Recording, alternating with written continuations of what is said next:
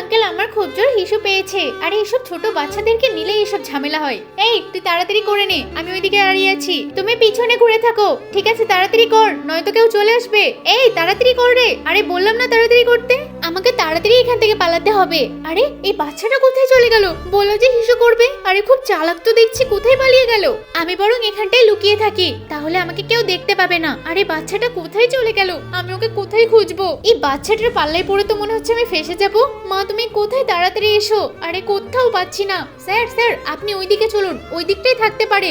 আরে ওদিকে তো পুলিশ আসছে, তাড়াতাড়ি এখান থেকে পালিয়ে যাই, নয়তো আমাকে ধরে নিয়ে যাবে। আমার মেয়েটা গেল কোথায়? মনা কোথায় তুই? তাড়াতাড়ি বাইরে আয়। আরে এ তো আমার মায়ের গলা। মা আমি এখানে আছি।